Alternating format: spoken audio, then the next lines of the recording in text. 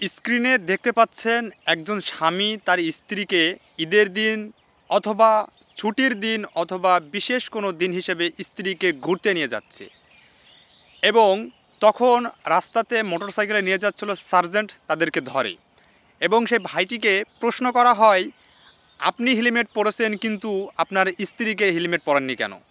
ভাইটি তখন সেই সার্জেন্ট পুলিশকে জবাব দেয়, আমার স্ত্রী তো কানে বড় বড় দুল পড়েছে, সে হেলমেট মাথায় দেবে কিভাবে? হায় রে ভালোবাসা, যার জন্য পুরুষ মামলা খেতেও রাজি। পুরুষ ওই পুলিশটিকে বলতেছে যে আপনি যদি আমার স্ত্রীর কানে দুল আছে এবং তার জন্য হেলমেট পরেনি, আপনি যদি এর জন্য মামলা দেন তাতেও আমি রাজি। কারণ একটা দিন তাকে খুশি করে ঘুরতে নিয়ে এসেছি, তার যদি আনন্দটাই দিতে না পারলাম তাহলে আমি কেমন হাজব্যান্ড হলাম? নারী বলে যে পুরুষ ভালোবাসতে জানে না। তাহলে দেখেন একজন পুরুষ কতটা ভালোবাসতে পারলে মানে তার জন্য পুলিশের হাতে মামলা খেতেও রাজি হচ্ছে, তাই না? তবু নারী বলে যে পুরুষ ভালোবাসতে জানে না, পুরুষ অভিনয় করে। তো যাই হোক, কানে বড় বড় দুল থাকার কারণে চাপ লাগবে সেহেতু হেলমেট পরেনি এবং পুলিশ সদস্য বলতেছিল যে আপনি যদি এই মুহূর্তে একটা দুর্ঘটনা বা অথবা অ্যাক্সিডেন্ট করেন তাহলে এর দায়ভার কে নেবে?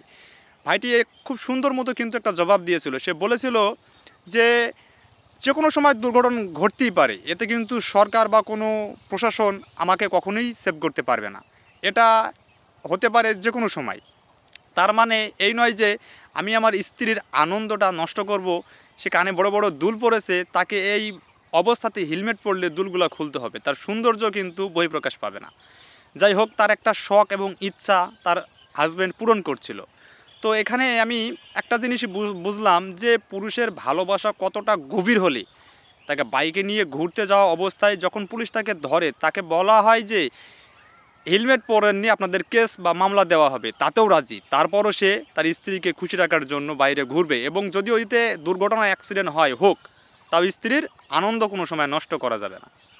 আসলে পুরুষের ভালোবাসা যদি বুঝতে হয়, নারী তোমাকে হাজারবার জন্ম নিতে হবে। তাছাড়া পুরুষের ভালোবাসা তুমি কখনোই বুঝতে পারবা না। একজন পুরুষ যে একটা নারীকে কতটা ভালোবাসতে বা ভালোবাসতে পারে তার বহিঃপ্রকাশ আপনারা এই ভাইটিকে দেখলেই বুঝতে পারছেন।